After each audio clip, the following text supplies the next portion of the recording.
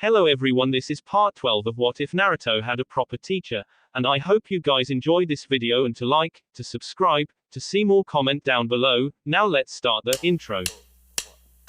They call me a god. They call me a god. They call me a god. Tsunade was proving to be a nightmare to deal with. The Iwa shinobi had changed tactics and were outright avoiding her as much as possible, throwing in clones, smoke bombs, earth walls and other distractions. No one wanted or even attempted to get in close to her. Sanemi used her one good hand to create the necessary hand signs for her futon jutsu against Tenzo.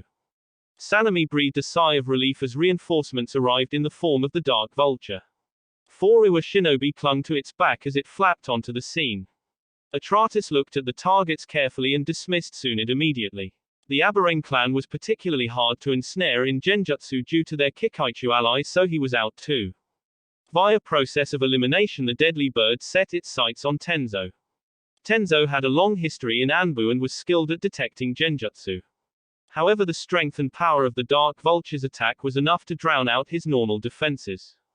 Tenzo collapsed to his knees as he saw visions of his body decaying before his eyes. Tsunade saw Tenzo fall and rushed toward him. Unfortunately for Tenzo, she simply was too far away and was not in time to stop Sanemi from unleashing Futon, Uchiku-bi Ritapu, wind release, wind decapitation.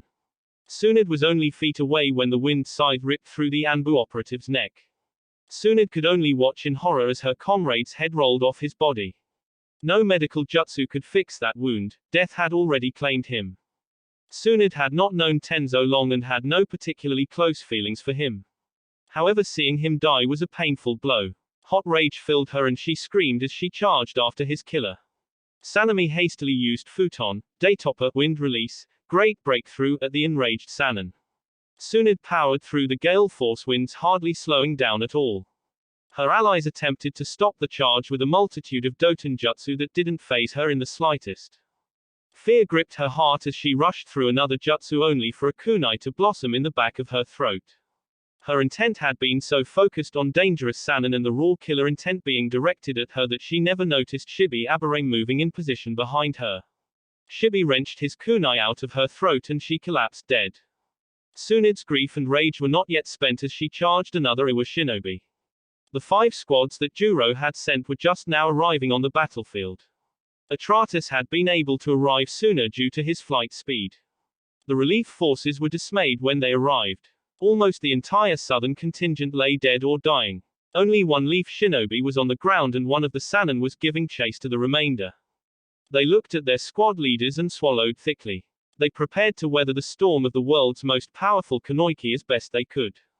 Asterisk break asterisk. Kitsuki attacked Guy with Doton, Kengan no Jutsu, Earth Release, Fist Rock technique. His entire arm was covered in rock-hard stone and it raced toward Guy's head. Guy had just avoided another Iwa attack and saw the fist coming for him. He ducked beneath it and countered with a vicious strike of his own. Kitsuki used his free hand to block the blow and the two fought each other with taijutsu. Kitsuki was quickly forced back by the powerful Jonin. Guy had an edge in speed, strength and raw talent for taijutsu. Kitsuki only had 2 things going for him. The distracting attacks from his allies and his rock armor that allowed him to survive Guy's blows. Kitsuki's clones had gone after Kakashi and were hoping to distract him enough to allow Han an opening. Kakashi inwardly groaned as he had to work much harder to avoid being taken down. He was better than Kitsuki, but most of his attention had to be on the rampaging Jinchuriki. It was also time to do his part in their prepared plan. The water saturation was high enough. Sakura had done some excellent work with Fuinjutsu. Her modified sealing scroll matrix allowed her to increase the amount stored in the scroll by a factor of 200. On the other hand, the formula was longer, took more chakra to create and did not preserve the items sealed. But she wasn't using these storage scrolls to move goods, she only used them to carry a massive amount of water. The water that now filtered throughout the battlefield ankle deep. Kakashi dodged another attack by Han and had to accept a blow to his shoulder from the Kitsuki clone. Kakashi controlled his fall and saw his students initiated the next part of their plan. Sasuke had trained long hours with Suton, his 3rd chakra element he had studied. No deadly water whips or bullets were used at this point. Instead, Sasuke simply spread his chakra over the water. He manipulated the water to spray in all directions. The attack, if it could be called as such, couldn't have even hurt a civilian. However, he kept the chakra connection, meaning all of the water particles he had sprayed were still connected by his chakra. Kakashi created a shadow clone to continue the dance with the Jinchuriki and moved into position. He glanced at Juro, who had a look of concentration on his face before alarm flared over his features. The enemy commander began to shout out orders as Kakashi let loose with Raiten, Jaibushi Deno, lightning release, massive electromagnetic murder on the ankle-high water. The electric current followed the strands of water chakra Sasuke had unified to each droplet on the enemy. A few, like Juro, had used their chakra to disrupt the flow and weren't struck by the electricity. A few also were on the edges of the battle and were not hit with the water spray. But by and large nearly all of the Iwa shinobi had water on them, which meant they were affected by the lethal voltage that now coursed through their bodies. Kakashi had pushed a massive amount of chakra into the jutsu, ensuring those caught in it were dead. He had to move as soon as it ended as a Kitsuki clone barreled toward him. Rolling away from the attack, he popped a soldier pill to give him a small boost to his near-empty chakra reserves. Han had suffered through the electrocution and was still going. Kakashi felt his clone pop and grimaced. Most of the Iwa shinobi were dead, but the fight wasn't over. Naruto and Sasuke fell back to where Sakura was and set themselves into a defensive formation. Naruto was on his last legs, his chakra tail was flickering wildly. Sasuke popped a soldier pill and felt partially rejuvenated. The scent of charred and electrified bodies hung heavy in the air, even the stiff breeze blowing around them couldn't clear it. Everyone could sense the battle was coming to an end. Juro shook his head in disgust. His comrades' bodies littered the field. Kitsuki was losing to Guy and Han was near mindless in his rage. He could go after the clearly winded Kakashi, but it wasn't certain. Suzumori felt he only had one chance to salvage the situation. He used Doton, Shinju Zanshu no Jutsu, Earth style, Headhunter Jutsu, to travel underground and pop up behind Konoha's Jinchuriki. His Tanto was aimed at Naruto's neck. All three members of Team 7 had felt the pressure underneath them. Naruto danced back, hefting a chakra kunai, while Sakura flipped through the hand signs for her only Kaiten Jutsu. Sasuke's Sharingan saw Juro's Tanto miss Naruto. Sakura's fireball was blocked by a wall of earth and Naruto's chakra-laced kunai only scratched Juro's arm. Sasuke saw earthen spikes chase after Naruto, no hand signs needed. Sasuke attempted to distract the dangerous opponent with Chidori Senbon with little success. Juro sprang toward the furiously dodging Naruto and lashed out again with his Tanto, even as lances of rock arced toward Naruto. Naruto blocked the Tanto strike but wasn't fast enough to stop one of the rock spikes from slamming into his back. If it had not been for his chakra cloak, he would have skewered. As it was, the final chakra tail dimmed and collapsed completely. Sakura ran forward to defend her friend, only for the earth itself to spike up through the water. With her chakra control, she was able to feel their arrival and she was able to dodge. Suddenly Juro was there attacking her and she had to block, causing her to miss a step. She gave an involuntary scream as a spike of earth slammed through the back of her thigh. Naruto used the last of the Kyuubi chakra he could access to empower and fling another chakra-laced kunai. As he felt the chakra cloak collapse, he swiftly swallowed his soldier pill. Using a soldier pill had no effect on the Kyuubi chakra, but it would allow him to use some of his own chakra again during the fight. Had he not taken the pill, he would likely have fallen unconscious. With fresh chakra, he quickly made a swarm of clones to distract Juro and protect Sakura. Sasuke kicked away another earth spear that threatened to pierce Sakura's torso and grabbed his teammate and used Shunshin to get away from the perilous earth around Juro. Juro annihilated the clones around him. Guy saw this happening and knew he had to do something or Kakashi's students would fall. He opened the gates up to the Gate of View.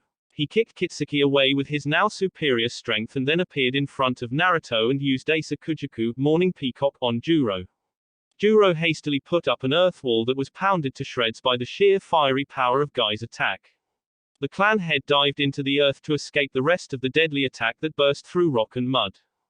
Kakashi breathed a sigh of relief as Guy forced Suzumori away from his team. He couldn't afford to be distracted as the furious Jinchuriki continued his relentless assault. Kakashi dodged to the right and then flipped over the Jinchuriki, tossing a few explosive note-laden kunai on Han. The explosions for the umpteenth time failed to stop him. Kakashi knew that even a tailed beast didn't have unlimited chakra, and each attack, no mattering how seemingly minor, was progress. Kitsuki painfully got up from the last kick Guy had sent him. When Guy had advanced to a higher gate, the difference between the two had become even more telling. He couldn't defeat the Leaf Taijutsu master. Kitsuki shouted out, "Iwa forces retreat." Juro came up next. Kitsuki-sama, they are on their last legs. Victory is still within our grasp. Kitsuki shook his head, "No, it's not. I can survive another minute at best against that green monster. Your chakra levels are too low, and based on the messages we've received, Tsunade will be here soon. We need to leave now." Juro bowed his head in obedience and shame. He had failed. Han fought against the bloodlust within his system when he heard the order to retreat. He had been a Jinchuriki for a number of years. There was a reason he was trusted to go on this mission. He backed away from Kakashi and forced the demonic chakra down and reappeared in his human form, Son's armor. He nearly collapsed but was quickly held up by a pair of Iwa shinobi. The remnants of the Iwa forces quickly grabbed the bodies of any bloodline users and left the remaining behind on the field of battle. Juro clenched his jaw. Of 400 Chunin and Jonin, there were only 50 survivors, and most of them had severe wounds that could spell the end of their shinobi careers. The greatest summon ally was dead. Sanemi had not reported in and was presumed dead. Suzumari wondered if the Chuchikage would demand his head for this. Kakashi regrouped with his team and watched as the Iwa shinobi left the battlefield. Guy looked at his rival. "Do we pursue?" Kakashi shook his head. "Too risky." He looked around, "And I think we've done enough." Guy nodded. He kept the gate unlocked until an angry Tsunade arrived on the scene. Now that she was here, he gratefully collapsed, his muscles torn and straining. Kakashi saw Tsunade and Shibi and felt a sudden lurch in his gut. "Where is Tenzo?" Everyone was silent for a moment. Tsunade finally said, "He didn't make it." The news hit Kakashi like a hammer blow. He had mentored Tenzo when he had first joined the Anbu. The battlefield was no place for regrets, and so he forced himself to ignore his friend's death for the time being. Tsunade heal the injuries and then let's depart and regroup with the relief force. Tsunade nodded and got to work. Kakashi's shoulder was heavily bruised, but outside of that wound he was fine.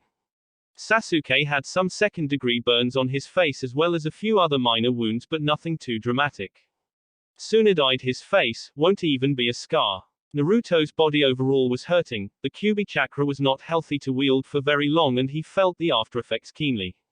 Sakura had messy wound on her leg that could have caused permanent injury, but for someone of Tsunade's caliber there would only be a small scar. The most wounded individual was oddly enough Guy, who had taken no real damage from his opponents. But he had opened the sixth gate, which subjected his body to a number of muscle tears. Tsunade was able to heal those injuries, however Guy was nearly dead on his feet from exhaustion. The Konoha shinobi were victorious but battered. They took a slow pace until they met up with the secondary relief force. At which point Guy, Kakashi and Naruto collapsed into unconsciousness. *break*. The Raikage looked over the report regarding the Iwa-Konoha battle in the Land of Frost. One of the elders of the council spoke up, "The Namikaze and his team are powerful. Perhaps it would have been wiser to aid Iwa in crushing this threat." Mabui tensed, waiting for yet another table to be broken. However, the Raikage did not react with anger. "It's done and I'll hear no more of it." Darui was the next to speak. "Lord Raikage, with this new information about the Namikaze being the Jinchuriki of the Kyuubi, will we change our current position towards Konoha?" The Raikage didn't answer, he seemed lost in thought. The council murmured uncertainly. The Raikage was in fact lost in thought. He was thinking about the time he squared off against Konoha's Yellow Flash. He had nearly lost his life that day. The Yondaime Hokage was the only shinobi who had ever made a mockery of his speed. And now his son wielded the power of most powerful of the Bei'u. Taking their leader's silence as leave to discuss amongst themselves, the council debated on what should be done. Some favored immediately allying themselves with Iwa and crushing Konoha between the two of them. Others preferred a wait-and-see approach. Some even called on making an alliance with Konoha and offering to go to war with Iwa while they were weakened. The Raikage finally cleared his throat. "We will do nothing. We will continue building our shinobi forces. I will not prematurely enter us into any war without the certainty that we cannot be stopped. The standing order to capture any Konoha targets of opportunity is rescinded." Now leave. The standing order the Reikage referred to as if a Kumo team was on a mission and had an opportunity to capture a bloodline with little risk they were to take it. Unlike in Konoha under the third Hokage, the council in Kumogakur had little power. The Reikage was a man prone to violent outbursts and used that judiciously to ensure compliance. For the most part, interests were nearly perfectly aligned. The Reikage wished to strengthen the village and become the dominant force in the elemental nations. National pride was a unifying factor, and only in the details and methods was there disagreement. And in those cases the will of the Reikage was always successful. The Reikage aide remained behind and asked, "You seem different today, is everyone all right?" The Reikage ignored her as he stared out one of the windows. After a long silence, Mabui turned and left the Reikage alone with his thoughts. Break. Even before the Konoha team arrived in Konoha, the Chuchikage received the news of the massacre. To say that Onoki was upset would be a colossal understatement. His office was pulverized to the atomic level. None dared go near him save his granddaughter. After some time, Onoki had new orders. Get in contact with the Akatsuki.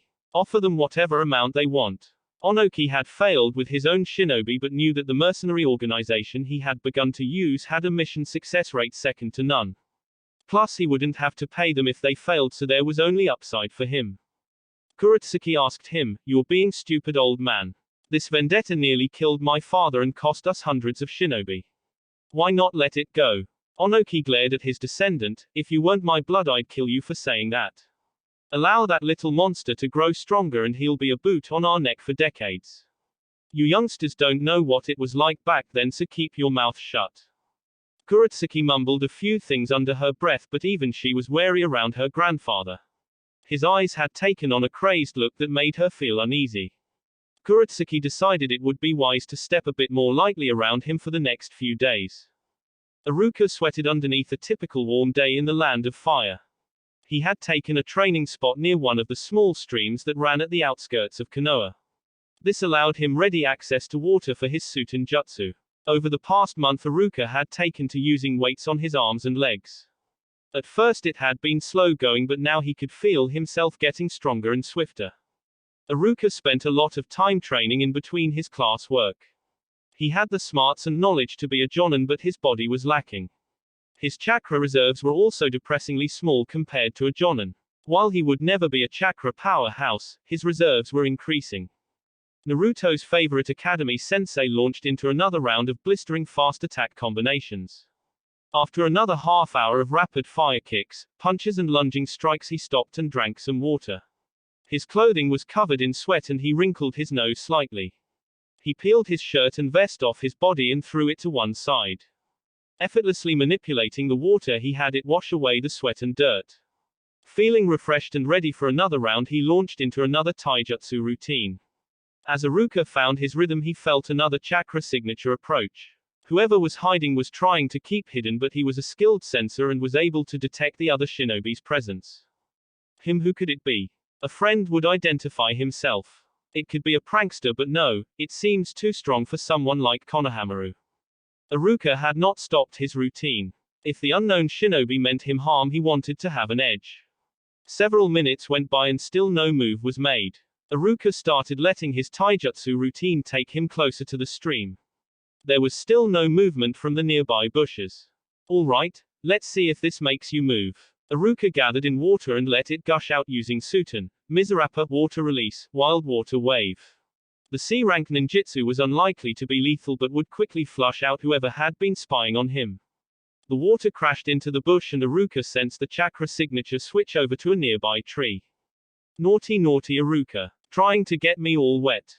Iruka saw the relatively familiar form of Anko Mitarashi standing on one of the nearby tree limbs. Knowing who he was talking to led Iruka to figure out the alternative interpretation to Anko's words. Iruka felt heat flare in his cheeks. "What are you doing out here, Mitarashi-san?" Anko gave a little shrug and dropped off of the tree. She sauntered over to a now nervous Iruka. "I was just walking by and I saw a glimpse of a half-naked man and just had to get a closer look." Iruka was now backing away. There were stories about Anko, most of them he had thought were vicious rumors spread by people who distrusted her for being Orochimaru's apprentice. But maybe those rumors were accurate. Anko moved sinuously forward. "Oh, Iruka-kun, why are backing up? Don't you like what you see? Iruka began to stammer out a reply when he felt a kunai at his back. A second Anko was there. If you're serious about becoming a jonin, you really need to get some situational awareness. Anko lightly trailed the kunai down his back, not breaking any skin. The clone behind him then popped into a puff of smoke. Iruka expanded his senses to keep track of where Anko was located. Konoha's one and only snake mistress had used Shunshin to leave. Iruka shook his head. Mitarashi-san may be crude, but she was right. I can't let a pretty body, her face distract me so much. An enemy Konoki could have easily killed me there. Determination to do better was etched on Iruka's face. The lesson was well taken, but he couldn't help but wonder why Anko had bothered to teach it to him. Break. When the news reached Konoha about Naruto being Minato's child, the village as a whole was dumbfounded. The boy they had ignored or tormented was actually the beloved Yondaim's child. Those who had taken a vocal and antagonistic approach to the demon brat felt incredible shame. One civilian even ate the samurai tradition of seppuku and killed himself.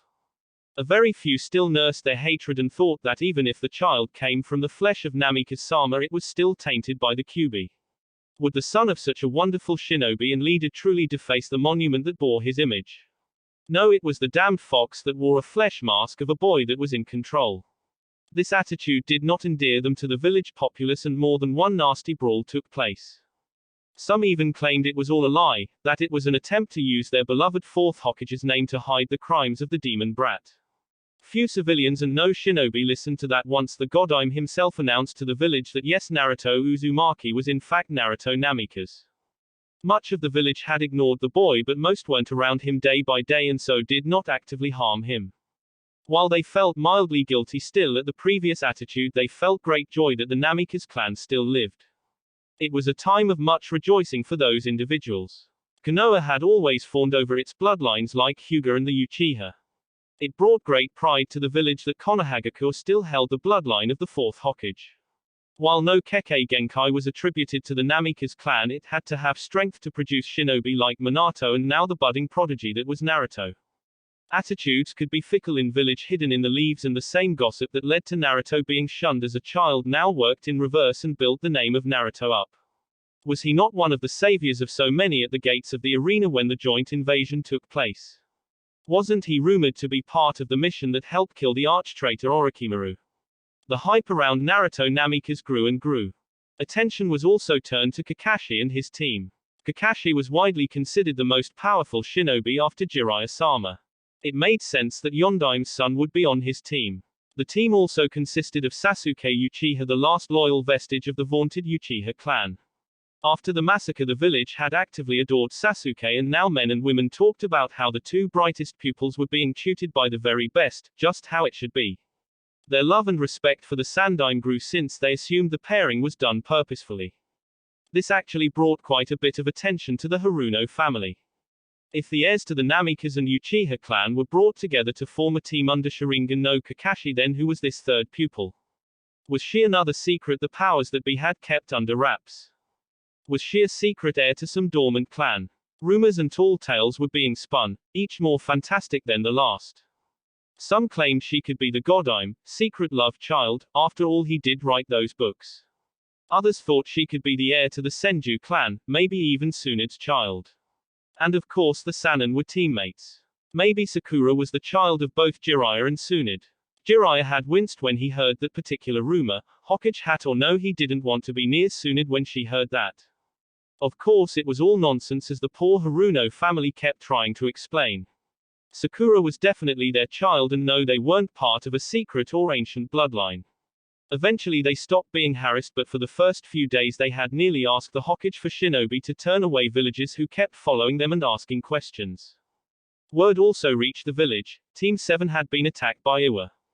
Outrage was the first response.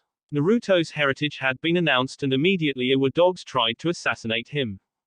The drumbeat of war was being sounded by the civilian population. The shinobi forces were relieved that Team 7 had made it out alive and took a different view. Attacking Iwa was always a risky proposition since the terrain so heavily favored their hidden village. Nearly everyone who had served in the Third Shinobi War was wary of going to war with Iwagakure. Not that it was the civilians or the shinobi of the village's choice. That was the purview of Jiraiya, the fifth Hokage, and he was not going to be the one to start the next war. Break. Danzo sipped a bitter yet flavorful tea. The contrast was intriguing to Homura and Koharu. Danzo liked to send subtle messages to those around him, and the two advisors wondered what Danzo was trying to say to them. Koharu began, Danzo, something must be done. Our advice is being completely ignored by Jiraiya. Danzo took another sip and did not respond. She continued, the boy ignores the advice of we elders and his arrogance is putting the village at risk. We could have lost the Jinchuriki to Iwa.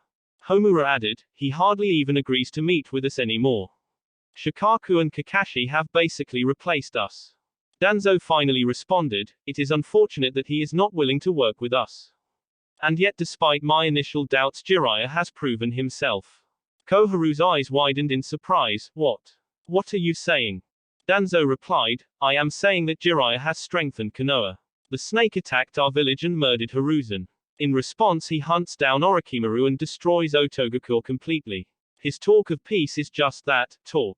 Otogakure annihilated, Kumo cowed and Iwa crippled. All of this in the first year as the Godime Hokage. Koharu replied, then what would you have us to do? We have been alive longer, seen more and have collected more wisdom. It is all being wasted. Danzo gave a nearly imperceptible shrug, perhaps our wisdom is no longer needed. As long as Jiraiya continues to make the village strong, I have no complaints. He had unearthed Root but has allowed operational control to stay with me. I am content. Koharu frowned. She wasn't happy, but without Danzo's support there was little she could do about the current situation. Break. Team 7 was treated to a parade when they returned. Naruto appreciated attention, but even this was a bit much in his eyes. It seemed like the entire village had come out to cheer their return. Kakashi gave his student a push, up front Naruto, they are here to see you. Naruto was still wearing the white haori in the style of his father. The volume rose up to an almost painful level as Naruto walked through the streets of Konoha. Kakashi looked at Sasuke and asked, how are you taking all of this, Sasuke? Sasuke smirked, just fine Kakashi-sensei, after all now Naruto gets to learn how to deal with fangirls. Naruto looked back in horror. Sakura muttered darkly under her breath and Kakashi graced them with a rare chuckle. The crowd cheered him all the way to the Hokage Tower where Jiraiya was standing there waiting for them. He was outfitted in full Hokage regalia and gave the crowd a few quick words before having Team 7 follow them in for a debrief. It was a formality since Guy had personally informed the Hokage after running on ahead after they had joined the secondary relief force. The moment everyone was out of sight, Jiraiya made a hand sign and sealed his formal Hokage robes and hat. I hate wearing that costume, he explained. Naruto shook his head, are you kidding me, pervy sage? That hat is awesome. Jiraiya glared at Naruto, you know if we were in any other village you'd be in big trouble for that. Naruto shrugged, I'm aware, but that's what makes Konoha the best village. Jiraiya had a few questions for Team 7 so he could get a clearer picture of Guy's report, but nothing too strenuous. He actually had a lot of questions on how the SEALs worked in combat more than anything else. He also congratulated them on a job well done and handed out 3 Chunin vests. You are all Jonin level, but for now we'll keep you as Chunin unless there are major objections. There were none, rank really didn't mean anything to them. Kakashi shared jutsu independent of the normal rules associated with it. Finally he said, I bet all of you are ready to relax, consider yourself off duty for the next 3 days barring any major catastrophes. He paused and then went on, stay on guard even if you are in the village. It's not a matter of if assassins come for you, Naruto, it is an issue of when. Naruto nodded stiffly but confidently. Kakashi inclined his head and told his team, meet at our training grounds tomorrow at 6. The Toad Sage grimaced, I just gave them a 3-day vacation. Kakashi gave his leader a look, right. This is on a volunteer basis then. All 3 newly minted Chunin looked at each and as one said, hi Kakashi-sensei, we'll be there. Get out all of you, Jiraiya groused. Break. Kakashi left his team to their own devices for the remainder of the day. He had somewhere he had to be instead. While on the mission he was in control of his body and emotions. He was an elite shinobi, how could he not be in control? However, the idea of not properly acknowledging Tenzo's death soured his stomach. Tenzo had looked up to him. He had trusted him, perhaps even idolized him. The simple truth was that if Kakashi hadn't planned this mission to lure out the Iwa forces, Tenzo would be alive. If Kakashi hadn't chosen Tenzo to be on the backup mission, he would still be alive. Kakashi stood still at the memorial stone as he allowed those thoughts to run through his head. He had felt similar to this on many occasions. Obito, Rin and Minato had also struck him. After Minato, however, he had changed. He had forced himself to get over his grief and be the shinobi his sensei had known he could be. He had trained his body to its peak. He had mastered over 1,000 jutsu and had refined many of them to a greater point than their original crafters. Fundamentally, he knew that people would die around him. He hoped he would die before any of his current students did, but the risk was always there. He would not drown himself in sorrow like he had in the past, but he would honor his friend. Kakashi kept vigil at the monument as the sun crept past the horizon. The moon was out and still he kept his silent, still vigil. At some point Jiraiya arrived several feet away. Kakashi did not acknowledge his arrival and the two stood silently for a time. Eventually Jiraiya spoke. "I'm sorry Kakashi, I know you shared a bond with Tenzo. If you are worried that his death will compromise my abilities, you need not worry." Jiraiya looked at Kakashi hard for a moment. "I wasn't worried. You've been through this before and you still have responsibilities." The Toad Sage remained quiet for a few more minutes. "While I'm not worried, I'm also not in dire need of your services. Iwa's been defanged and I doubt Kumo will try anything soon." Kakashi looked up. "What are you suggesting?" "A vacation. Live a little while you can, bond with your team. Don't do missions for a bit, keep training but be a bit more relaxed about it." Kakashi narrowed his one visible eye. "We may have prevented war for now, but it's still coming. And even if it wasn't, Naruto will be a target. He and his team need to be even stronger." Jiraiya countered. "Burnout is a real phenomenon. In fact, Shizune thinks it's one of the leading causes of shinobi turning into missing nin." Kakashi's first reaction was to vehemently voice his assurance of his team's loyalty. But it wasn't necessary. Jiraiya didn't doubt that for a second. Instead, Kakashi reflected on what Jiraiya was trying to say. Training would continue, but perhaps the pace could be eased slightly. He could give time for them to develop stronger bonds with other shinobi their age. Kakashi finally said, "Tell me more about what's been happening since I've been gone and then I'll consider it." Jiraiya began to explain a few minor internal events that were of no real concern. There were two pieces of major news, however. The first was that the long war within the Land of Water was finally over. It may have been over for several months now. A new Mizukage had taken charge and order was being restored. And she's a pretty one too. We don't know a whole lot about Mei Terumi, but all reports say she is formidable. She has a Kekkei Genkai, making it so all bloodline users know it's not a convoluted trap to ensnare them. I've heard she can be brutal in battle but is fairly charismatic. Kakashi pondered how this would impact Konoha. Even if she is able to stamp out the pockets of resistance, her country's economy is shot. Her shinobi forces are decimated. She'll be in a similar position that Suna is in. Kakashi reconsidered after a moment. Not exactly. Mizu no Kuni, Land of Water, had more natural resources and trade routes. And while their shinobi population was probably just as low if not lower, they would be quite top-heavy. The weak would have died in the bloody civil war, leaving a lean and hardened core of shinobi. What is Konoha's position going to be? Jiraiya smiled. That's a good question. I'd love to lend a helping hand and show the shinobi world a better way, but I'm uncertain about their intentions. I'd hate to help build up another warmongering power that will be a kunai poised at our back. Kakashi considered the dilemma. This was Chigiri no Sato, village of the Bloody Misty, they were talking about. The shinobi from Kirigakure often resembled what many civilians thought all shinobi were like. Cold, ruthless, bloodthirsty, stealthy and compassionless. Before the Civil War, Kiri had accepted more assassination missions than any three other villages combined. Kakashi knew firsthand how ruthless Kiri could be. Still, of all the villages, Kiri hates Iwa the most. A useful counterpoint even if they don't share a border. It sounds like we need more information. Jiraiya grimaced. Exactly. And sadly my spy network isn't that effective. Kakashi cocked his head. What do you mean? Jiraiya rubbed the back of his head in embarrassment. Well, my agents were just people who listened for rumors. If something sounded interesting, I used my abilities to spy on the area for a while. Most leads didn't produce anything, but hey, I had a lot of time on my hands and investigated personally.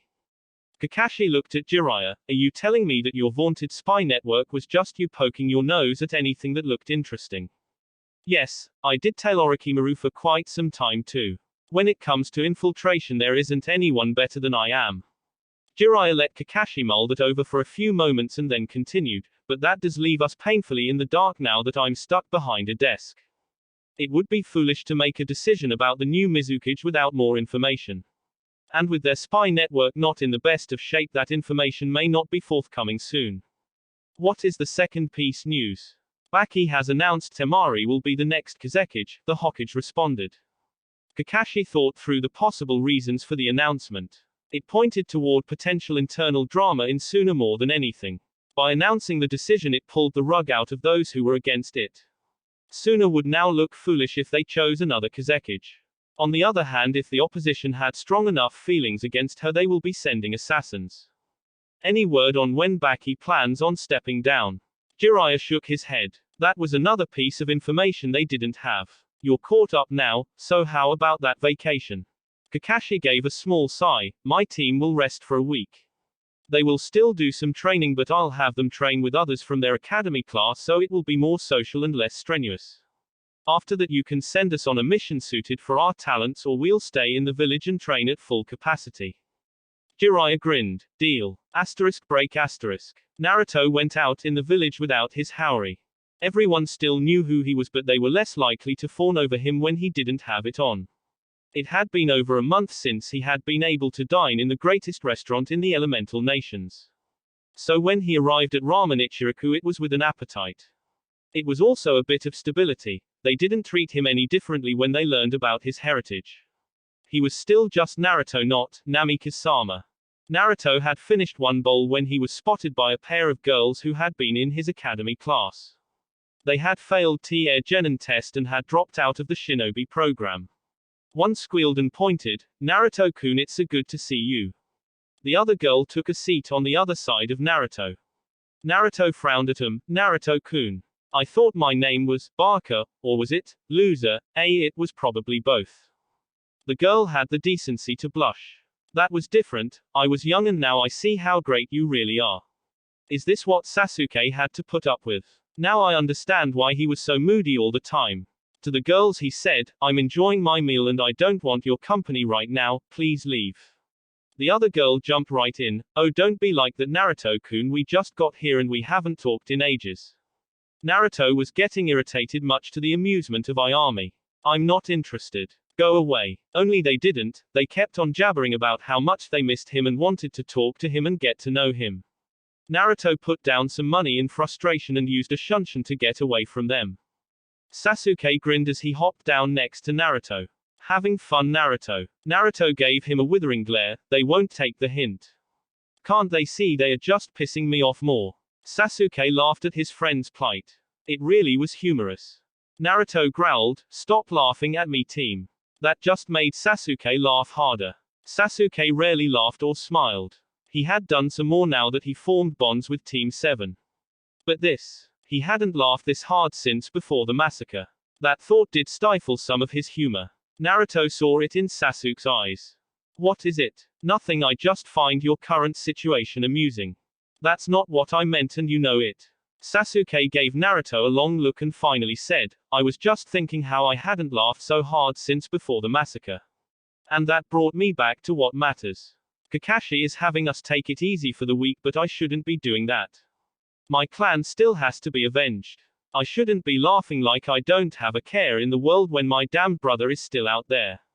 We'll get him, Sasuke. You know we aren't strong enough yet. Kakashi-sensei says that Itachi is even stronger than he is. Sasuke wore a look of frustration. I know that. That's why we should be doing real training. I don't mind helping our fellow shinobi get stronger, but fighting at half speed isn't going to help me get to the next level. It's a weak Sasuke. And you never know, when we go after Itachi they might be with us. Kakashi told us he's traveling with another S-class shinobi from the mist. HNN. Naruto rolled his eyes. Don't start that again. Kakashi told us not to do additional conditioning and training to rest our bodies. But that doesn't mean you can't be improving yourself. Make a clone and sit in with Sakura as she works with my clones on making a fresh batch of specialized seals. Sasuke agreed to the suggestion and made a cage bunchen to go with Naruto. Sasuke's reserves had grown significantly in the past year. Chakra was no longer an issue with creating shadow clones for him, though he would never be able to replicate Naruto's massive numbers. Sasuke sent a pair of clones to watch and help with the seal construction. And now it's time for me to finish my ramen. Not worried about fangirls Naruto. Naruto formed a perfect henge to turn into a nondescript shinobi a few years older than this actual age. Not at all. Want to join me? Sasuke shrugged. No, I have something else I need to do. Naruto shrugged and went on to the ramen stand. After beginning his first bowl of fresh ramen, two different girls approached. Naruto-kun, why are you hiding beneath that illusion? The other girl added, yeah, let's see your handsome face. Naruto blinked in surprise. How did they know? Naruto then had a flash of insight. Sasuke had seen him put on his disguise. He must have told other fangirls where he was and how he was disguised. Sasuke, I'm going to kill you. Asterisk break asterisk. Onoki trembled with rage. The Akatsuki had refused him. He had offered a bounty that bordered on the ridiculous. At first he had thought they were just trying to weasel a higher price, but when he had doubled his already astronomically high price, he realized they were firm. They were not going to take the job. The rage of the Chuchikage was a terrible thing. His temper had been feared by many, but he had never killed one of his own shinobi. He did on that day. He murdered several of his advisors, and his indiscriminate blasts of his Jinten dust release killed others. Now shinobi trembled and feared his shadow. Kitsuki confronted Onoki. Father, what have you done? You have turned your hand against loyal shinobi of the village. Onoki glared at his son. They were traitors or incompetents. How else can you explain how the Namikas escaped the trap? We need to root out the spies in our midst. Kitsuki looked on with worry. He was paranoid. Something had becoming unhinged in the mind of the Chuchikage. Kitsuki tried another tack. Your own granddaughter is afraid to approach you. You need to calm down. I was there on the battlefield. It was a trap by Konoha. There was no treachery. There were 3 S-rank shinobi waiting for us. Onoki clenched his fists and tried to calm down. Kitsuki pressed on. Perhaps it would be best if you delegated some of your responsibilities. Maybe you can use the extra time to plan how you want to deal with the Namikas. Onoki glared at his son. Don't coddle me, boy, I'm still the Chuchikage. Kitsuki bowed his head. Onoki looked at the debris his destruction had wrought. While his jutsu destroyed things down at the atomic level, if it struck only part of a building, the rest would collapse, casing the wreckage he was now looking at. Onoki looked down at his hands, and now he saw them tremble with something other than rage. What had he done? Leave me. What had he done? He had turned his jutsu on his own people. He had lost hundreds of his best shinobi. His village's morale was its lowest since the shameful defeat in the Third Shinobi War. And now his own people feared him. What have I done? Good job, Naruto, I think you finally got the hang of the seal, Sakura complimented. She wasn't actually talking to the real Naruto, but since the clone would dissipate and Naruto would get all of the memories, she didn't see much of a point in changing the way she spoke. The clone had learned how to perfect the air pressure sealing scroll. All that was left to do was to add in 40 kunai and it was battle ready. Sakura turned her attention back to her own work while the Naruto clone began to repeat his efforts on another scroll. Sakura loved Fuinjutsu. It was like a puzzle with infinite combinations. Right now she was busy learning and experimenting with barrier Fuinjutsu. Barrier Fuinjutsu came in all sizes and varieties. The easiest to create were chakra-intensive combinations that physically stopped passage to a location.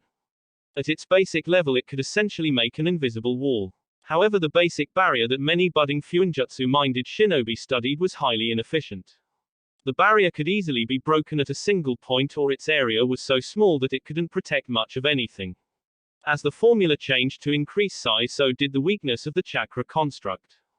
More advanced forms of the barrier jutsu could be used to deflect attacks away by automatically siphoning energy from the rest of the structure to the point of attack. Still more advanced was adding energies that could strike back at would-be attackers. Others provided a layered defense so that one massive strike wouldn't completely collapse the structure. The most advanced form of barrier Fuinjutsu was completely hiding the protected area outside of the rest of the world's space-time location. Like everything that existed in the shinobi world, it wasn't a perfect defense. It still had physical links to the real world that could be severed. However, those physical links were often trapped somehow. A trap barrier anchor could be almost anything, even a physical chakra manifestation like a shadow clone. The sheer complexity was quite intimidating to Sakura. That type of barrier was masterwork, on the level of Jiraiya. She figured it would take years of intense study to even begin how to decipher that kind of seal. But that wasn't Sakura's current aim. Her current aim was to create a more combat-effective barrier seal that could quickly be used to imprison or alternatively used as a way to shield an area from a particular dangerous attack. The combination attack involving Kakashi's Raiten, Jaibashi Deno lightning release, massive electromagnetic murder got her thinking about how Team 7 could defend against something like that. On an even larger scale, how could Konoha defend against something like that? It would be easy for an S-class nin to get past the wall and deliver a devastating attack at the heart of the village. The only reason it probably wasn't done more often is that most villages wouldn't risk their most powerful shinobi on massacring weaker shinobi and civilians. But who knew what kind of foes the village would fight in the future? In Sakura's mind, it would have been easy for someone like Orochimaru to kill hundreds if not thousands of innocents before escaping. And so Sakura devoted her studies to barrier seals and how they could keep her team and her village safe. If I alter the kanji just so, the barrier could be deployed automatically given certain stimuli.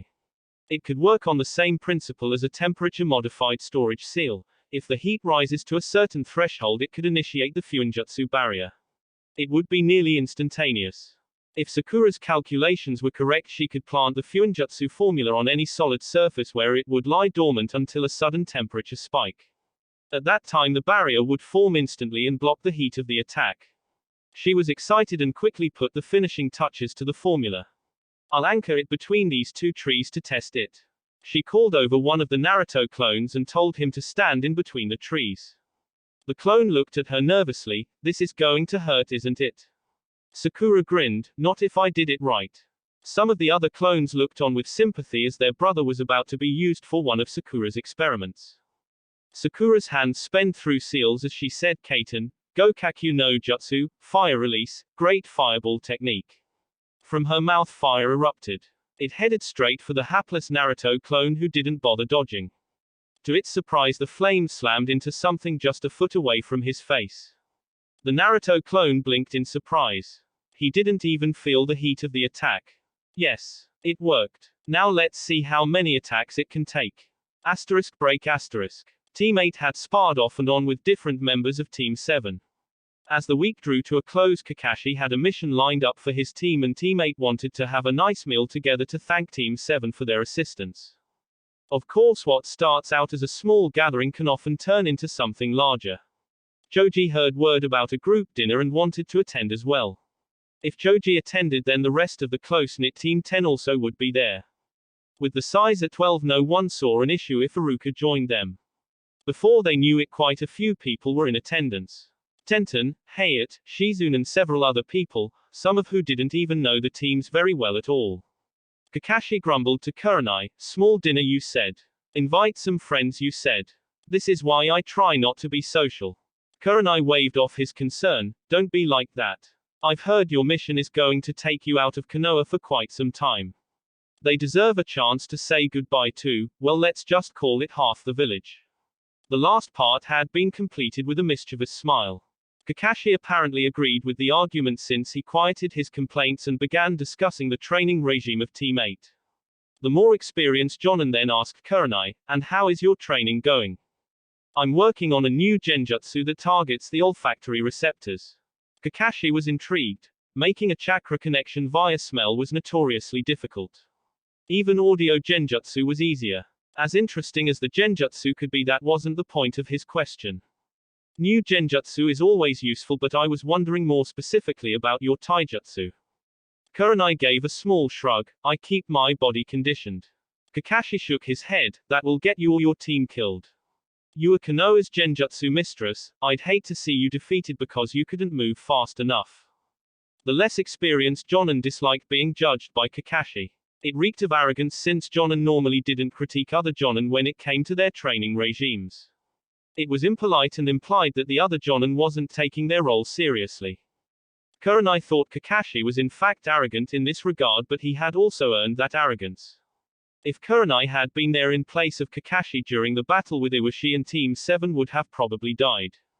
Why are you so concerned about my personal training, Kakashi-senpai?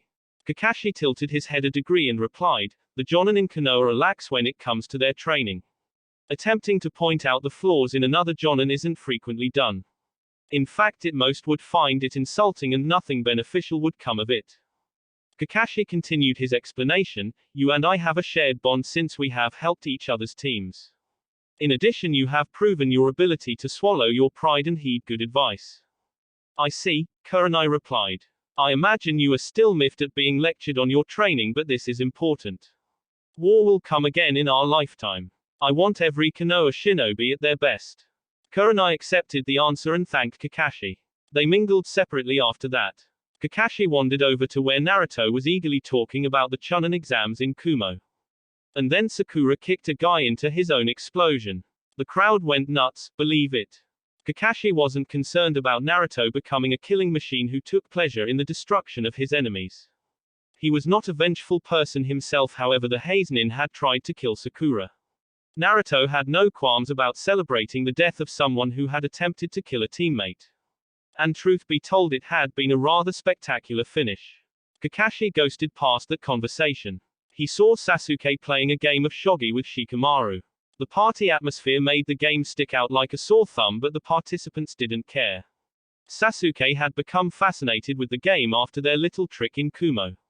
A glance at the board showed that Sasuke still had a lot to learn before being able to challenge the likes of Inara. That said, he was taking his loss gamely. His final student was talking about Fuinjutsu with an exasperated Ino. All you do is talk about seals. Let's talk about clothes, or what kind of fashion is in Kumo or something. Just please no more Fuinjutsu talk. Kakashi smiled beneath his mask. Sakura's obsession could only be good for the team. A true Fuinjutsu specialist was extremely versatile. Sakura was perhaps one of the few people in the history of the elemental nations not carrying the name, Uzumaki, that had given serious thought and concerted effort to developing battle-worthy applications. Kakashi put a hand on his student's shoulder. Sakura, you've gone on about seals enough for one day. No more Fuinjutsu talk or I'll take away all of your ink and paper. Sakura had a horrified look on her face that caused Ino to burst out laughing. Moving away before Sakura could voice her indignation, Kakashi left the impromptu gathering. Large gatherings had never been his thing, even as a child. There were healthy benefits to bonding, it cemented loyalty between squads and to the village, but his loyalty was unshakable, so it was not necessary to partake. He had only gone to plant another seed and to be polite. The night was still young and it would be the perfect time to get some training in. His Sharingan had memorized all of the moves he had observed during the battle with Iwa. Now he relived those battles, extrapolating what his opponents would do if he had changed his tactics. Hitaki moved at full battle speed to better create the realism needed. Shadow clones dissipated too quickly, but mud clones could act as good sparring partners and survive a few decent hits. Hours passed as Kakashi relentlessly drilled to eke out new efficiencies or find flaws in his combat style.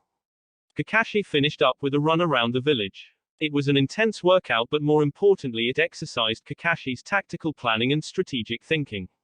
He had identified 2 instances where he could have likely ended the fight with Juro earlier. And 1 instance where he could have taken a serious wound if his opponent had noticed one of his rare mistakes. Satisfied with his efforts, Kakashi settled down at his home to sleep. Tomorrow would be the start of a long-term mission, and while he wouldn't need to be well rested, it was never a good idea to skimp too much on sleep. Break. In the morning, Team 7 packed for an extended mission. They had said the goodbyes to friends and family, in Sakura's case, and gave every appearance they would not be back for some time. When they left the gates of Konoha, Naruto immediately created an army of shadow clones and grouped them off in 4s, where they then used a henge to disguise themselves like the full squad. Some headed towards Suna and others headed toward Water Country. The real Team 7 went merely half a mile away. 2 members of the Anbu Black Ops that Kakashi trusted completely were stationed behind a genjutsu. Part of the reason why Kakashi trusted them perfectly is because Onoki had done a thorough mind scan on the 4-man cell that rotated guarding the hidden entrance. Team 7 dutifully responded with the proper phrase and were then allowed admission into one of Orochimaru's abandoned facilities. These facilities were one of Orochimaru's very first hidden laboratories. It had been tunneled out with Doton Jutsu deep underground. Kakashi led the way as they walked down a set of stairs that spiraled down. Deep into the earth the stairs went. It was dark until Kakashi pushed his chakra outward into one of the walls. The walls began to glow with soft light. Sakura stared with wide eyes. There are seals on the walls. They turn chakra into ambient light. That's incredibly useful. Kakashi nodded. Orochimaru was not considered Jiraiya's equal with Fuinjutsu, but he was close. This entire cavern is riddled with Fuinjutsu seals. Jiraiya himself reviewed them all for any hidden traps. In addition to light, no chakra sense can pierce the walls of the seal. Not even the Byakugan can see through these walls. Sasuke asked, won't they know something is here when they see a great blank space? Yes, which is why Orochimaru built this place so far underground. It is beyond the range of the Byakugan, even if it was directed straight down. Naruto looked around and saw several work tables with stacks of paper and chakra ink. The cavern wasn't just one room. Past the main work room was another hollow area even larger. Along the walls were a variety of weaponry and medical supplies. A hallway took him to several sleeping quarters as well as a kitchen and library. Wow, this place is almost as big as the Hokage's tower. Sasuke asked, why are we down here? I gather this is a place to train, but why all the secrecy? Naruto has just revealed himself as the Yondaim's son. Despite the showing in Kumo and the battle with Iwa, others will come for him. The world and even Konoha think that we are on a lengthy mission. This is the last place they would expect to find us, Kakashi explained. I say let them come. Unless they bring an entire army we can take them. Kakashi frowned. Do I detect some arrogance? Remember your training, pride and arrogance lead to death. Kakashi pointed to Sakura. Explain another reason why we wouldn't want assassins coming after us right now. Sakura glanced at Sasuke and then responded, collateral damage. Opponents who think they could handle us will have destructive jutsu at the disposal. If we fight within the village, it's likely other shinobi and civilians will die. Kakashi graced her with an eye smile. Good answer. Naruto, give me another reason. Naruto thought for a bit and finally said, we can train harder if we don't have to worry about assassins sneaking up on us. We'll probably sleep better too, he finished with a grin. Kakashi looked at Sasuke, who sighed and nodded. Must you have answer for everything? Yes. Naruto twitched. Oh no, the eye twitch is contagious, he thought to himself in horror. As I was saying, Kakashi continued, there are a number of seals embedded in the walls. They are similar to what we use to reinforce the shelters in the mountain where civilians evacuate in case of emergency. This place isn't indestructible, but it can take more than a few high-powered jutsu before causing a structural problem. Naruto threw his fist into the air. Yatta. This place is awesome, believe it. Sakura was busy drooling over the seals on the walls and the massive amounts of paper and chakra ink she could use for her scrolls. Kakashi raised a finger. One more thing. We aren't off duty. We are actually going to be filling in a role that the Sannin once played. Our team will be a rapid response strike team designed to be used when other shinobi teams run into problems they cannot handle. Sasuke's face finally cracked into a small smile. He was looking forward to another battle. While he had done well in Kumo and Iwa, he felt that he had a long way to go. Training was great, but it was the actual heat of battle where he felt his skills could grow the most. And thanks to Sakura's accidental Fuinjutsu invention, we are going to be even faster than the Sannin when responding. Sakura flushed lightly. It really had been accident. The Godime had been beside himself though. He had heaped more praise on Sakura than she thought she deserved. Sakura had been trying to devise a way to not just block a Kaiten attack but to reflect it. She still thought it could work in theory, but so far it had been a miserable failure. The budding Fuinjutsu mistress had experimented in numerous ways. She had used two seals to form the anchor between two trees. Her study of barriers had allowed her to alter her initial Fuinjutsu formula to compensate for weak spots regardless of where the barrier was struck. The seals working in unison would draw extra chakra from each other as needed. Not only had the seal she had dubbed Reflection failed to reflect the attack, it had also not stopped the attack either. It had crashed through the Fuinjutsu barrier like it wasn't there. The jutsu had set some of the trees on fire. One of the bits of paper she had used as one of the Fuinjutsu anchors on the tree had been burnt. That was irritating because she went through paper and ink like crazy, but it had been twice as annoying when the other slip of paper that had acted as the second anchor crumbled to ash. After using a few unladylike words, she was hit with an epiphany. The second anchor hadn't been touched by the fire. Instead, it had been destroyed when the first Fuinjutsu anchor had been burnt. She remembered feeling her heart race as she drew the two seals again and then casually lit one paper on fire. Without fail, the other one did as well. She had tested distance by having Naruto run one sheet of paper several miles out before destroying it. Jiraiya had taken it a step further by summoning a toad and having it go back to Mount Myoboku and having it destroyed there. Sure enough, the seal was destroyed in his office a few moments later. Sakura explained this to Naruto and Sasuke. Hokage-sama has been working Yamanaka-san to the bone. Each Jonin and Anbu captain cleared up to this point has one of the chakra papers. The moment they destroy the part of the pair they have, our part will also be destroyed, alerting us instantly that they are in trouble. Kakashi added, it isn't perfect as we may have to guess at their location.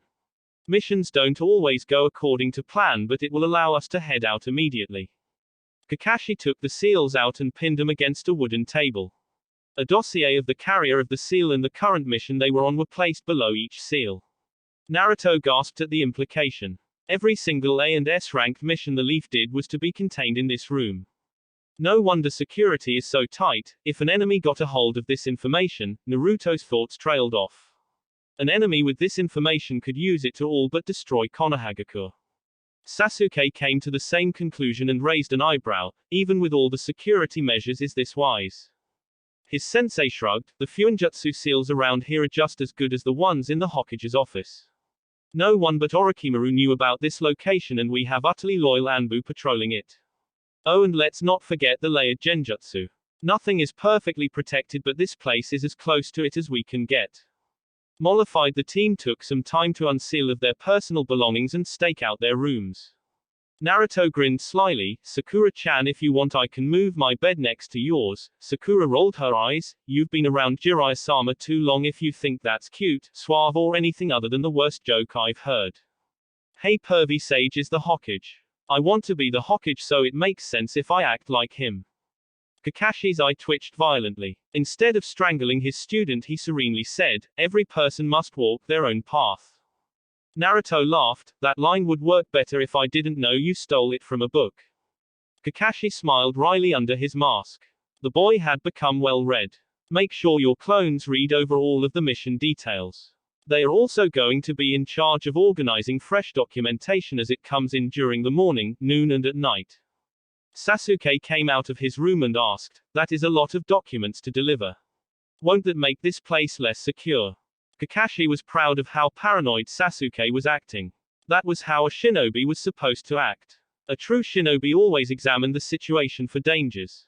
Sasuke was right. Having someone deliver documents 3 times a day was a risk. And these documents especially. Only a jonin would be tasked with such vital documentation, and it would be a criminal waste to have a jonin play messenger all day. Good thinking, Sasuke, but we've already figured that part out too. He explained further, Jiraiya will have a copy of all of the mission reports and information. He will seal all of them into a scroll. Then he will summon a toad and give the toad the scroll. The toad will return back to his home, and then Naruto will summon the toad. From his office 3 times a day he can pass along information within minutes. We've coordinated the times of day Naruto will need to summon a toad. The base of operations was stocked with food, water, weapons, ink and scrolls. The light in the cavern that was turned on through a chakra-filtered seal mimicked the effects of the sun and preventing the side effects of going without sunlight. Here Team 7 could train and perfect their individual fighting styles without the worry of assassination attempts. Break. Hinata was happy for Kiba when he was made a chunin. Now that all 3 of Kurenai's students were chunin, she was afraid her team would break apart. That wasn't the case, however. Kurenai explained it to her. Hinata, we are going to be classed as a tracker team. Between Kiba's nose, Shino's bugs and your eyes, we are the perfect combination to track someone down. The Hokage won't change that now. Hinata was happy about that, but Kakashi had also taught her to see underneath the underneath. She could disable a person without killing them. Shino and Kurenai could do the same. The team was designed to hunt down missing nin. Her team would specifically be targeting those shinobi who turned their backs on the village. It was dangerous and necessary work, but she was concerned about her team. Shinobi who turned their back on their village tended to deadly when cornered. It would also take her away from the village for extended periods of time. Naruto was already on a long-term mission and she would hate to miss crossing paths. Not that Hinata had a choice in the matter or would even speak out about her concerns. She was a shinobi of the leaf and she would play her part in the defense of the village. Naruto continued training with the Kyuubi chakra. It was slow going partially due to Naruto's fear of losing control. He had seen the raw destructive power that Han was capable of. While Kakashi hadn't been significantly injured facing the Iwa Jinchuriki, he hadn't actually defeated it either. And so progress was sluggish for Naruto. Even after 2 months of working at it, he had yet to develop the third chakra tail that Jiraiya wanted him to master before letting him train with the toads of Mount Myoboku. That was not to say that all of his training efforts were stymied. He continued to work with the chakra weights and was now moving at a speed that was beginning to rival Maito Gai. He put in a lot of hard work doing it, but his main advantage was the rapid healing that eliminated the major weakness of working with weights. Even if he broke a bone, it wouldn't have slowed him down for long. His kenjutsu skill was maturing as well. In raw skill, moving at the same speed and strength as Hayate, he would have lost, but in a real battle Hayate would now be crushed.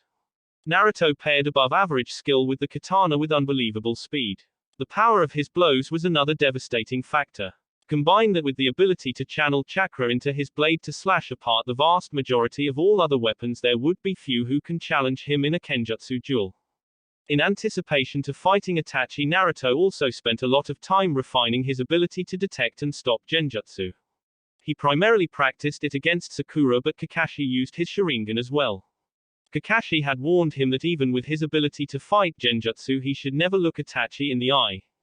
Outside of enhancing his combat ability, Naruto received some of the best long-term training he could possibly have. He learned how a Hokage assigned missions. With access to volumes of data about missions and the teams assigned to them, he was beginning to see into Jiraiya's thought process. Better training to be the next Hokage could not have been asked for. Sasuke continued to improve with his taijutsu. He was behind Naruto in raw speed and strength due to the Kyuubi healing advantage. But his ninjutsu was becoming more and more deadly as he rapidly began mastering the backlog of ninjutsu Kakashi had copied with his own Sharingan. In order to help with this third element, Sakura had created tiny strips of paper with a variation of the ceiling fuinjutsu. All they carried was water, but it allowed Sasuke to pull out water for his Sutenjutsu without being near any natural body of water. The slips of paper had the potential to be damaged in combat, but unlike a regular scroll, they didn't need to be physically opened. All Sasuke had to do is push a tiny bit of chakra into it and the scroll would open and he could instantly use it for a Sutenjutsu. Sasuke further refined his ninjutsu by learning how to do one-handed seals. Being able to strike in close proximity with a kunai in one hand while the second hand molded chakra for ninjutsu was a deadly combination. Sasuke was pleased with his progress and now considered himself one of the most dangerous shinobi in Konoha. The Uchiha heir had a minor obsession with ranking himself versus others. Right now the only ones who he felt would be stronger were Kakashi, Jiraiya, Guy and Tsunade. He internally acknowledged that maybe some of the Anbu could be stronger since their abilities were kept mostly secret, but of the other Jonin he was confident he could win. Asuma had been lax in his training, and while a deadly fighter with a number of vicious tricks, Sasuke thought his Sharingan would make the difference. Shikaku Nara was another opponent that he acknowledged could give him trouble. In a straight-out fight at a moment's notice he was confident he would crush the wily Nara, but if Shikaku had time to prepare, who knew what that genius would think of? Clan pride made him dismiss the Hyashi. The Hyuga clan foolishly only fought in one way and that made him susceptible. He dismissed many of the other Jonin as too specialized or not as skilled. He didn't share his thoughts with the rest of the team since Kakashi would go another lecture about arrogance and pride. Sasuke intellectually realized that they could cost him in a fight, but that didn't change the fact that he was proud of his abilities. In a real battle he would not get cocky, but within his own internal rankings he freely exercised his confidence and saw no harm in doing so. Sasuke did want to round out his power. All of the great shinobi seemed to have a powerful summon. Tsunade has slugs, Jiraiya has toads, Orochimaru had snakes and Kakashi has dogs. While dogs weren't in the same power tier as the others for an Anbu agent, they were incredibly versatile and useful. Sasuke wanted a summoning contract as well. His options were rather limited. He wanted something that could help him against Itachi. Dogs weren't going to cut it. Summoning contracts weren't incredibly common, and the creatures being summoned had to agree to work with the summoner. Sasuke had researched some of the other contract holders in Konoha and had ruled most of them out. The only two that seemed suitable were the monkey contract currently held by Konohamaru and the snake contract held by Anko. The monkey contract had been in the Sarutobi clan since before the founding of Konoha. It was a long shot, but he could make a convincing argument to be added on as a subordinate contract holder, just like Naruto had with the Toads. If he was to be part of Konoha's heavy combat team, wouldn't the monkey contract be a perfect fit? The snake contract seemed more doable, but their most powerful summons seemed extremely difficult to work with. If even someone like Orochimaru had to bribe Manda with 100 sacrifices, it was doubtful he could force compliance or work together toward a mutual goal. Still, there were plenty of mindless snakes, some of whom were quite larger, that could be useful. Sasuke resolved to talk to both Konohamaru and Anko after they finished the current duties. Sakura continued to dive into Fuinjutsu experimentation and training. If Kakashi didn't force her to continue working on Genjutsu and Taijutsu, that would be all that she would do all day. Her progress on a reflection barrier was stalled, but she had been able to create personalized barriers. Etching the Fuinjutsu into the metal-on-metal platted gloves was a good spot for it. To avoid marring the seal, Sakura attached the Fuinjutsu formula on the interior side of the metal, making it so it was not damaged in regular hand-to-hand combat. The seal was activated by the user to create a barrier in front of them, roughly 5 feet in all directions. It would stop almost any jutsu cold, however the barrier only lasted for a few moments and it was one use only. Sakura had hoped to go much further in terms of combat-applicable Fuinjutsu seals. As it was, she felt the barrier didn't have much practical use. It was barely faster than a Kawarimi to activate. Kakashi had chided her on being foolish. He had told her that there were plenty of applications for her barrier. The barrier could actually stop a Chidori, Rasengan and a combined Kaiten Futon attack.